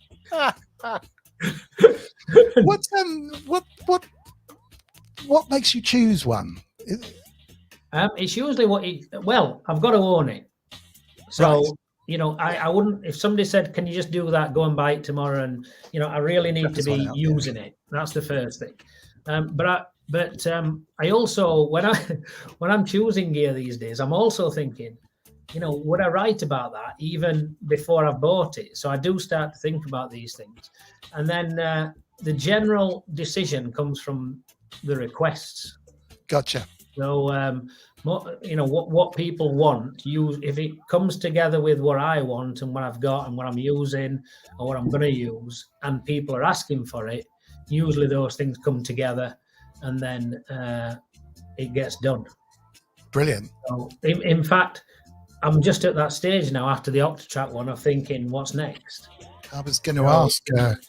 People are asking, just so you know, I mean, the people are asking right now for the Polyend tracker. They're asking for the Hydra synth. So, I don't know. Hydra synth's cornered the world from what I can see, but also appears to be more simple to use than some, I think. I don't have one. It's on my list. I really do want one. Anyone in the chat got any suggestions as well for the next manual? Would be really useful to see. There's a lot of stuff about suddenly belying the lack of chips from the chip shortage. There does seem to be a lot of more boutique-y, interesting things. There's the is it the M8 or the M1? Another tracker-based. We've seen that at work, by the way. A lot of companies in the industry. The automotive industry swallowed up a lot of the semiconductor market because obviously it's the switch to electric vehicles has meant that they have a lot of priority on a lot of the Chinese semiconductor manufacturing. Right. Gosh, that's interesting. Hey, I'll tell you what, there's a good one from Rob, the Anaglyph manual for Kent's project. It kind of needs to be a little bit further down the line before that goes, but that would be epic. That'd be absolutely epic. I think Hydrosynth would go like hotcakes. Anything would go hotcakes for £2.90 with the amount of work that you put into it. But Hydrosynth, from what I hear and from the people that come into the chat and the other streams that I'm involved with, that's all that everyone's ever talking about, including people like Kent and everyone else there. So are you kind of just undecided, taking a little bit of time out now? Have you got the so right now I've got some modular stuff that I'm working on to try and get done. There's the update of Deluge. They've got a new OS coming out very, very shortly. Yep. The version 4. So that's in beta now, isn't it? With some wavetables, I think, going on, which looks super exciting. Yes, it's got the wavetable options. It's got MPE. Oh, nice. Do you know what? For the first time, I haven't actually grabbed it and downloaded it. But wow, that's looking cool. The bit I like is the forward reverse on the sequencer. Yes. So that's a nice touch. And then the Euclidean sequencing as well. Yeah, that's really neat. For anyone who doesn't know, obviously, if you've got your 16 buttons and you've got your kicks or your patterns or whatever, you can literally go, instead of just going round and round and round like that, you can get them to bounce backwards and forwards and do some crazy stuff. So really neat. I've always loved the percentage triggers, so you can do things like only play this one every 2 bars, or play this randomly, 90% of the time. So for things like little hi-hat fills and for little offbeat percussion stuff, it's way beyond just a random thing. It's a really nice, intuitive feel that you can run on this kind of stuff. It only just occurred to me, having made loads of videos in the early days as well, of if you've got a 4s kick, I've always had the grid to 16, right? So you put your kick on the 1, the 5, and don't even need to do that. You just put it on the 1 and loop it after 4 beats, and you can see everything. There you go. Yeah. I watched the guy on YouTube, and he's like, "Do you know, that's so much neater." And it's obviously a kick drum. You can just see. Yeah. Can be sometimes hard to identify which track's which as you're scrolling. Well, that's obviously the kick drum. It's like that. It's genius. Absolutely genius. So crazy stuff. Yeah. So there's that, and then I don't think it'll be too long before I need to make my mind up of what's the next thing. Right. Under the Synth I'm glad it hasn't put you off. No. The mighty Octatrack. No. The good thing about Octatrack, even though it was tough and hard, it's Electron. And I did the Digitone and I did the Digitakt. So there's a lot of the DNA comes across into. It's different, by the way. Anybody that buys Octatrack thinking that they know Digitakt and it can be an easy switch, there's a lot of differences, but it's still got that DNA in the sequencing and the kind of conditions and stuff like that. So it kind of felt a bit more comfortable starting on it, even though it were hard. I don't know. I probably fancy something different, a new challenge. I mean, there is a lot of stuff out there. Have you found that once you finish, do you think you'll be using the Octatrack a lot now? You've got your head completely around it, or is it put to one side? No, I think it'll embed itself. I mean, here's the deal. So Deluge tends to be the central thing that I use because I can just switch it over to the modular. I can switch it onto the desktop synths, and you can plug it into the the PC, the DAW, and stuff like that. Yeah, I think Octatrack's probably they're gonna compete a little bit. I think for that kind of place in the center. Octatrack's 11 years old. No, it's crazy, isn't it? Yeah. I mean, I bought a Mark II 6 months before the Deluge. It was probably what I say came out, but it was probably out. I just hadn't spotted it yet, and kept it, but bought the Deluge, and then got really into the Deluge. And it's just a different kettle of fish, but it's something for what I was wanting to use it for. It fitted really well, but even then, that was about 8 years old back then. The Mark that had been out for a while, and what it does is incredible. It's the most amazing sample mangling machine out there, and it's very, very geared with the crossfader and the external inputs and outputs to live work. And to have something that complex, well, obviously you know this because you've written a massive book about it, but to have something that complex, it's always going to be quite hard to use.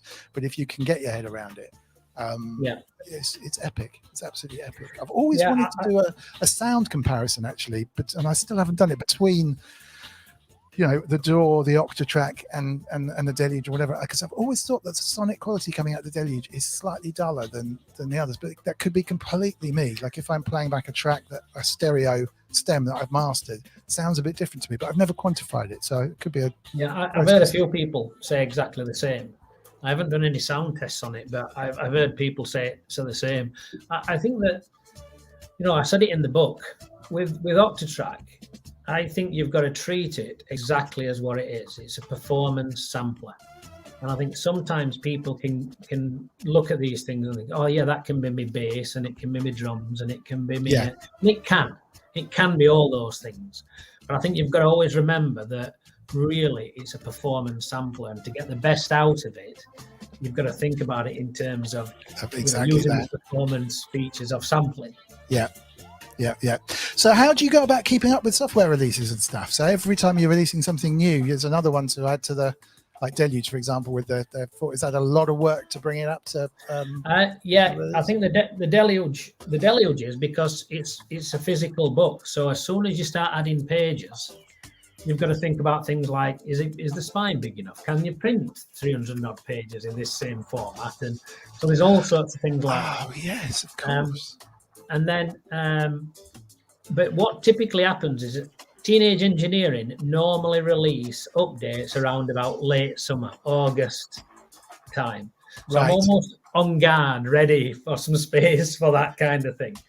And what tends to happen is Electron do a similar thing.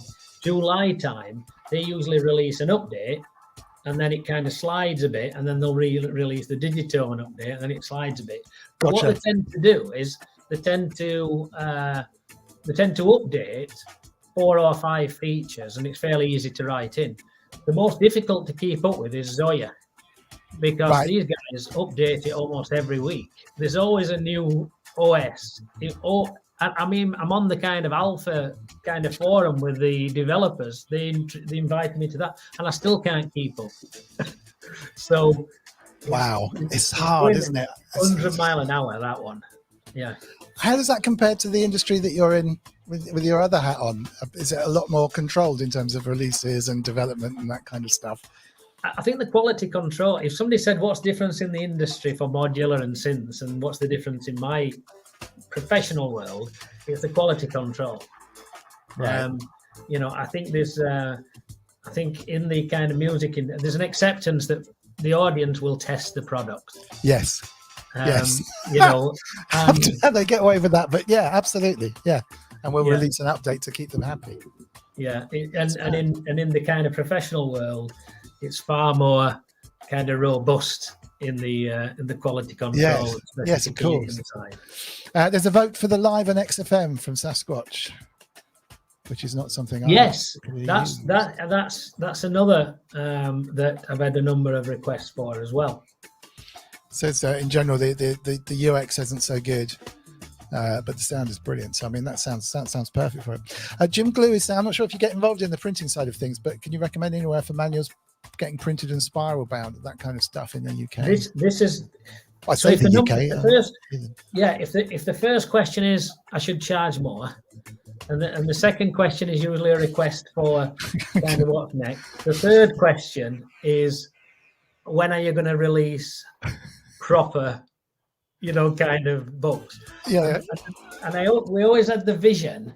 I was talking to my son about this, and we kick this idea around quite often of exactly what Jim says. I mean, if you're a user, spiral bound is what you want. Yes. Because then you can fold it backwards and you can have it on a next to the synth. You can put it on the synth. Yeah, Whereas totally.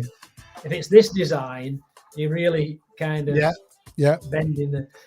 So the idea was spiral bound, Synthdawg pencil, because it's a notebook. Remember, you can put. Brilliant. That's the other thing to remember. It's designed so people can have their own notes. Yes. They can Yes. make it their own, make it personal. Synthdawg pencil, spiral bound, hard copy. So that's the vision. The difficulty is the logistics of shipping. So unless it's drop shipped, which means we find an agency to do it, then it's a logistics nightmare to send these things around the world. When you look at the you look at the regions of purchasing, and then the second point is price, because it's kind of small batch. Will people pay $30? And the answer, in some respects, is yes, because I've seen dozens and dozens of pictures of people paying £3 for the book, and then spending another 30 to have it on printed. getting it printed. Well, just like Jim's saying, is there any way, you know, I love it. Can I just get it printed? Some people have done it on Lulu. Some people have done it on Lulu. It's A4. It's formatted. So it shouldn't, and most people that said it printed have just found it easy enough to get it spiral bound at Lulu or printed as I think a UK online company. So I don't think it's difficult to do, but I don't think it's cheap either. I think as a one-off, I think it costs £25-30 or something. It's a shame you can't get something set up at least in the UK and maybe in a couple of spots in the US, just to sort of partner with, you know, brief, you know. It's still on the, like I said, it's still on the list to do. Somebody, in fact, Bogdan Rzinski said, why don't you just do a kind of Kickstarter thing, just to test the audience and see whether there's enough interest that allows you to invest in, or even pre-orders to see whether there's enough people interested enough, so you don't have to commit Totally. outright, and it's a good idea. Yeah, and this is it: postage, and then lost in post, and it's there's a lot of risks in this kind of handling. It is. Yeah. We're spoiled. Selling software, we've really spoiled, aren't we? Especially back in the day when you had to release your software on a disc or a CD. In huge batches via the post, but yeah, we are. So it's interesting though, because I know a couple of people myself have actually just gone out and got them printed. Paul Artola is saying he takes his PDF into the local print shop and they print them by $20-$30. That's the US. Kindle versions. You thought about that? Yeah, I actually remember I did the iBooks version was the first kind of format. Oh yes. But what I found is then a load of people came and said, well, can we have a Kindle version? And then others came and said, well, can we? So I felt it's probably better to do a PDF. Everybody can find a way that it fits to some kind of format. You can load them up in the Kindles, can't you? Yeah. What I find difficult is it's hard to convert stuff to Kindle and to iBooks format. It's almost there's the ebook format, there's the Kindle format, there's the iBook format, PDF. So, in terms of time, it's hard to manage the updates in all formats. So I've took a little bit of a not very customer friendly, but a bit of a strict. It's PDF, and that's it. Yeah, that's fair enough. People can't complain. Again, the cost is just incredible. Yeah, amazing, absolutely amazing. I think Kindle loads PDFs and all the rest of it as well, which is absolutely fine. Calibre. Yeah, I tried it. It doesn't do a good. It doesn't do a good. I've been there, Sasquatch. Trust me. It doesn't do a good conversion as you think it does. I've even paid companies who do PDF conversions, and that didn't really. Still didn't work. Wow. So it probably needs to be designed for Kindle more to get. I mean, you can convert it and it'll do something, but it doesn't look very good. Wow. Okay, so Failed Muso is heading off. Thanks, Rob. Don't forget to go check him out on Friday for the ProSynth Network. And if you're not part of the ProSynth Network on Facebook, give them a search up and hit them up. They're very friendly. They're getting some really amazing shows together, which is excellent. Don't forget also, I guess we should think about wrapping it up soon, but don't forget also after this, the modular worlds thing, which I will find a link for and post shortly. What I was going to do was pull out, just as a slight change, this I think is Micro Addict's channel. I think I've found it, and if it is correct, I will post it in the chat. But if I just share my screen a second, we should see some of these weird, horrible little things that are crawling around on us. It's like, right, let's see. I haven't solved that well, have I? Are these does he publish them on YouTube? Because I'm he's about to. Yeah, he's about to. So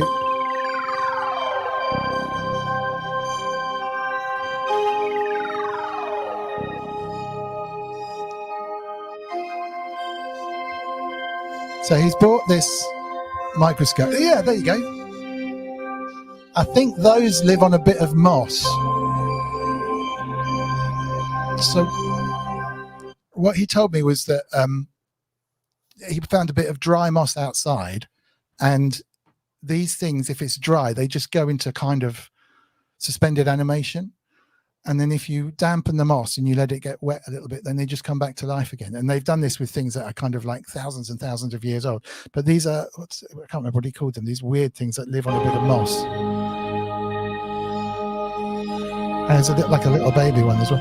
It's just, I don't know, this suddenly, because he sent me these things a couple of days ago, because I was like really quite excited that he bought this this microscope, and you realise kind of there's just universes on your fingertips.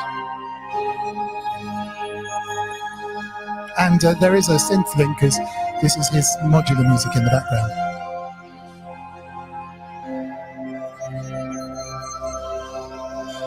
And that's a pig, not a pig, but they call it a pig, I think, because they look like pigs. Tardigrades are on the mouse. Water bears and pigs. Yeah, BJ Ollie's saying that's a bit trippy. Ah, They're just mad though to think that they're viewable. And the point was that until quite recently, just turn that down a little bit if I can.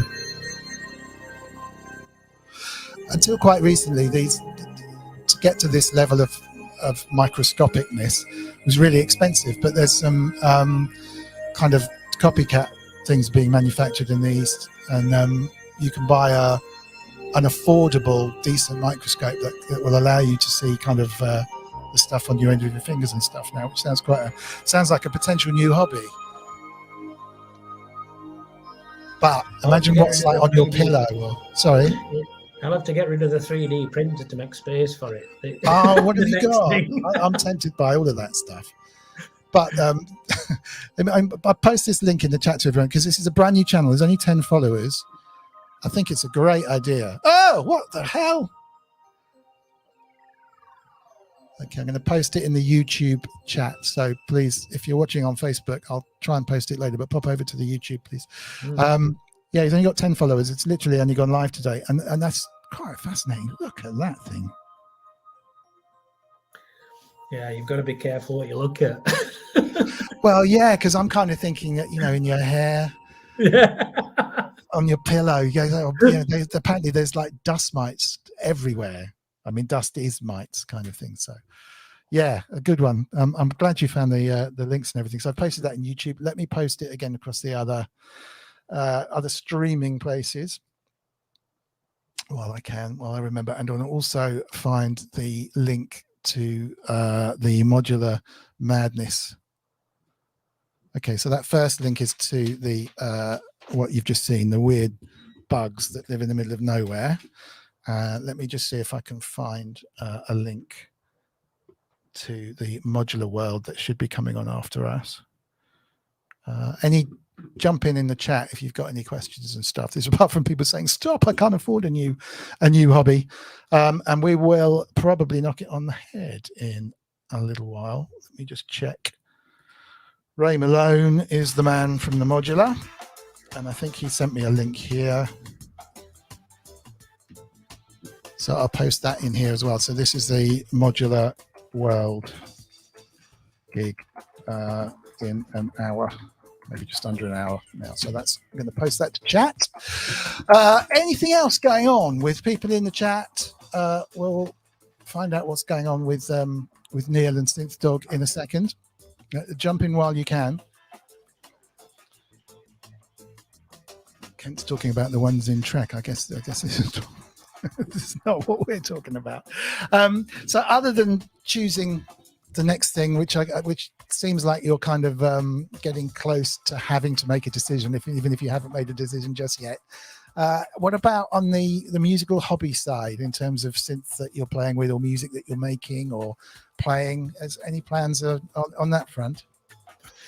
I'm trying to get my head around a few kind of effects. So I bought I can't remember if it's BAM or one of the Otto reverb. Oh, the reverb, right? Yeah. So and also the microcosm. So I'm trying to set up a bit of an effects desktop effects rack. I'm not sure whether to set it up as like a send return, then I can just plug it in through the blue box kind of mix. So in terms of dabbling, I'm messing around with that stuff quite a bit. And the other thing that interests me, of course, is the interface and integration between the gear. So these things work from MIDI, so trying to interface them to the Octatrack and all that, and even to the modular gear is something I'm trying to, dabble with. Nice. The Octatrack was way ahead of its time, It's when you think about it, it really was. I mean, just absolutely stunning. Okay, so what's Mike Credit saying? Oh, the music's mostly modular, but this is called Grave Station. Okay, no worries. That's back to the horrible creatures. Are you doorless over there completely, or you got a computer running stuff as well for the stuff you're making?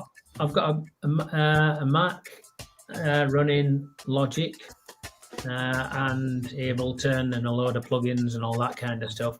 But you know what? It must be literally months since I've switched it on. Wow. So it's all. I've been spending more time on the kind of desktop and the modular stuff this last 6 months. Wow. And I daren't switch it on because I just know the update. I'm going to spend 3 days doing updates on plugins. So, oh man. Banter guy Ollie, VG Ollie, in the chat was saying his computer blew up.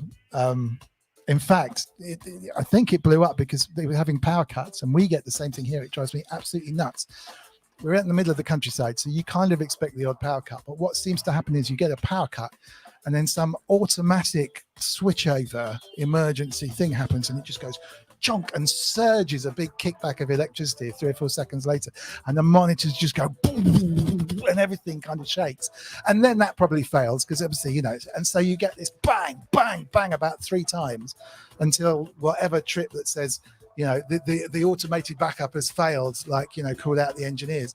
And absolutely guaranteed something electronic will fail. There's a lot of electronics in this house, but whether it's a speaker or a little router or something, it will always take out something. And it's so annoying. All they have to do is leave the power off and let it, settle down for a second. And I think the same thing happened to him. He was saying he was kind of forced into it. It's got a backup, but it's just you don't do these things by choice. Just exactly what you were saying. So I was interrupted what you were going to say. But no, I didn't switch it on. But I actually meant to bring it here today, and I forgot. But I found the manuals from the original Logic, and it came in a box this big, and it's got about 12 manuals. Right, spiral bound. That's right. Yes. And I thought, well, that's too much, but it shows that there's the difference between then and now. That is, I'd forgotten all that. I one of my very early software careers was doing some stuff with Cubase on the ST, and I bought some software called Think C, which was the C programming compiler thing. So if you wanted to write, if you were writing for Steinberg or Cubase or anything on the Atari ST, that you would be programming it within this. It's the equivalent of Microsoft Visual Studio or something of today. And literally that was up to here, the manuals for it. It arrived in a huge box, which was just manuals. Thank goodness as well, because there was no internet and there's no, the library wouldn't carry that kind of stuff. And I kind of learnt by hoofing through these books. But yeah, those were the days, right? Man, you'd have got well paid for doing that. Crikey. Yeah, just incredible. You're selling books really at that stage, aren't you? Kate was saying it's the Otto BIM, isn't it? I think that's the reverb. Is that which one it is? But the Otto BAM, isn't that the one? They've got 3, haven't they? They've got BIM, BAM, and Boom. And I think Boom's the distortion. And then I get mixed up. I get mixed up with the other 2. One's BIM and one's BAM. So Kate, she'll be able to remind us: is BIM the delay or is it the reverb? Is it the yellow? We will find out in a second. Because I was asking, because one of them is that you strap one of them across your master bus, a bit like you would use an analog heat. Boom. Okay, so Boom is the warmer. Oh, Boom is warmer and Bam's the reverb, says Wagyu. Yeah, so looking as an analog heat alternative, a couple of guys I know were using the Boom across, doing live gigs for their stuff, just sort of strapping that across the output. There's definitely space for a final box that, in my opinion, has a stereo in and warming and like an isotope type warmer, and an input for kick drum that you can sidechain against it. So maybe have 5 inputs. You put your kick drum in one. You have a stereo in that is sidechained and a stereo in that isn't, and the whole thing gets warmed up, and limited, and then stuck into the desk, and that would do me. Yes, that would do me fine. You're right. I think there is a bit of a gap in that area. I've got the analog heat here as well, and it's a great device, but it's very expensive for what it is. 100%. They're brilliant. I don't have one here, but I tried one, and I was sort of setting up to go out live again, and before COVID kind of took that all out, and I was just about to get one of those, which is why I was also looking at the boom, because I think Sergio, one of the techno modular guys, was using a boom, and it sounded great. I think if I had a choice right now, I think I'd get the boom. In fact, I think I'd probably go for the whole 3 lineup. They got I just very think good it's so rip. simple to use and sound good. Yeah, if something could give me sidechain as well. I mean, Isotope in a box would do me, as well. They should really have that. I mean, it does everything I need. It's like, you could always use a laptop just to plug that in on the end. But cool. So apart from everyone that needs to go out, let me put the link again to your amazing bookstore, which is Synthdawg with a W. Yeah, Martin Taylor Surgeon. That's right. It's that's now going out. Once again, these things are just incredible. So if you're looking for a manual, if you happen to own any of these devices at the moment, which is an Octatrack, a Digitone, a Digitakt, an Analog 4, an OPZ, an OP1, a Deluge. I know. Let's see, my computer's slowing down a little bit. A Zoia. Forgotten about the Zoia. And the other bits and pieces that you're collaborating with, which are the MX2 and the Modbap, the World of the Modbap stuff. Please do hit up that link that I've just posted and send £2.90 or the equivalent to Synthdawg, who's just an epic man, makes a brilliant product, and encourage him to make some more. So and now just one thing to point out before we leave, in the free stuff, there's a book called Charts. Okay. And anybody that makes music's always found it useful. It's just a collection of the things that that people would normally refer to, like delay charts and in fact, I didn't know this. Reverb zones and stuff. But there's a bit of fun in there as well. There's kind of battleships templates for when producers are bored in the studio and that kind of stuff. And epic! This is brilliant. And there's even a graphic of my old bedroom when I was a kid, as a reminder for when I was growing up and I was reading sounds and the ticket for the keyboard concert and stuff. Oh man, do you know, I'd never seen this. This is brilliant. I mean, this is it shows how what a clever guy you are. What a talent, because this is absolutely brilliant. I mean, guys who've not seen and girls who've not seen a layout like this, for example, which is the frequency breakdown of various instruments and their key areas. Let me just make this a little bit bigger if I can. This is so useful just to get in your head. Hide that. Hopefully that'll go. You can see obviously vocals covers a vast range of stuff, but the kick is going down into the sub bass area. Tuba, if you've ever recorded a tuba before, but the toms are down to here. You've got to basically, if you're mixing, you've got to make space for this. So if your bass is already taking up this amount of room and you're putting voices over it, then you need to carve a little bit of space out or push up the voice. It's such a brilliant chart because it translates frequencies into real things that you can actually hear in your head. So you know what we're talking about, let alone all the other stuff that's in here. Just brilliant. This, you should be charging for this. I mean, if you buy this, there should be a donate button somewhere, I hope. All the delay charts that show you the length of times that will, sync your delay in with the track. Absolutely amazing stuff. That's also on the synthstrom.com site. Just hit the free stuff button. And that's not the only free stuff, right? Wow. Man, absolutely brilliant. Absolutely brilliant. I shall be downloading that and going to town over it in a second. Anything else? The red one is Boom. We're still on the Otto Boom in the chat, or I'm very behind. Red one is Boom, right. Daz just bought the OPZ and the OP1, which is great. And BG Ollie. I highly recommend you go check out BG Ollie, actually, on Twitch and YouTube. He was a previous guest of us. He's done the most amazing cover of Deadmau5 track, but with older acoustic Irish instruments, and it's phenomenal. It's I can't oversell it, but he also does these amazing streams where he either goes surfing, or he plays games, or he builds arcade machines, or he's just making really, really complex music with kit very similar to us.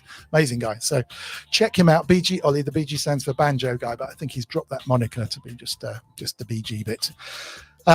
Kent Spong saying that one should not be free. Absolutely. It is genius. Absolutely genius. Last words from you. So thank you so much for coming on. You've been an amazing guest, and we've had more comments and stuff in the chat. Funnily enough, more comments than probably any other stream, but far less questions, because I think you've kind of been answering them as you've gone along, really. So it hasn't really been that much going on into questions. Yeah, it's been great fun. I've enjoyed it, and should do it again sometime. Love to. Yeah. Well, I think it's always nice to have a couple of people interviewing someone else, or do you know what I mean? So you're bouncing off more than one person. So if you fancy coming on as a more of a host or whatever, you'll be very, very welcome, because I think we're very similar in a lot of ways, and we all want to know the same thing, same kind of thing. So okie doke. Yeah. All right, well, thank you so much in the chat. I'm going to run one advert that says thank you to everyone for their donations, because it has been absolutely brilliant. People who donated today won't be on this list unless they donated before, but I think it's worthwhile saying thank you, because you guys are just stunning with the amount of money that's coming in for Great Ormond Street. So here's a big thank you to you. Hey, step inside, I give thanks and the highest praise. Ground myself to Mama Earth, connect out the space within the hallways of the heart. The mind in the state of being that I am as I vibrate. At a ring, oscillate like horse crystal, Mama man. Earth, brother, honor and solid listen. I'ma say our heart is the father to sun, so we'll let it shine away, overlapping and envelop each other and loving like this. Simultaneously synchronized energy, symbiotic sacred geometry. Contemplate the symmetry and this imagery as we integrate the knowledge. Wisdom, see what the symbols mean and bodies what the temple be. Where the life force energy resides in the chemistry. Bioelectric being the top and indefinitely receive and perceive to the physical machinery. Conceived by the source, recognize that the blessed be rolling and I can't breathe. Conscious living never hurt me. One love, energy and sexy. Wind your line to the champion sound. Baseman move to the energy. Sunlight breathing upon me. One love, set your heart free. Wind your line to the champion sound. Winding time to the champion sound.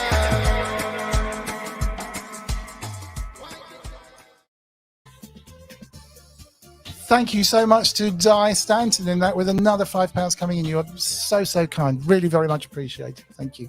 Everyone's saying come on and be a co-host. So I think we've got yet more to add to your busy schedule. You need to keep Sundays free. You weren't doing much anyway, were you? Thanks again. Absolutely wonderful show. I really enjoyed that, and honestly inspirational, the amount of work and talent that has gone into these books, and just epic. So chatters, anyone watching the show, please go check out Synthdawg, Synth D-A-W-G, Synthdawg.com. And if nothing else, pick up the free charts book, because it will revolutionize your musical technical knowledge, but also spend £2.70 or whatever on a manual if you own the kit, and give him a shout if you've got something that you think should be covered. I like the idea of you having like the odd module, like a mini, it's not going to take you 2 years to produce or whatever, like mini module manuals, Triple M. Yeah. A really neat one as well. So yeah, cool. All right, well, look, big thanks to everyone in the chat. Big thanks, extra big thanks to everyone who's donated. That's very, very kind of you. Jim Glue is on next weekend, which is going to be epic. I'm going to find out all about his background, a little bit about his sort of personal background and upbringing, and the music he likes and the kit that he uses, more of a synthy chat. And then who knows after that, but it'd be really good to get Neil back on and maybe get a couple of people that he'd like to talk to on, and let him do a lot more of the talking, which would be great. Take care, everybody. Thanks again, Neil. Really good one. Yeah, no problem. See you very soon. All right. Yeah, nice one.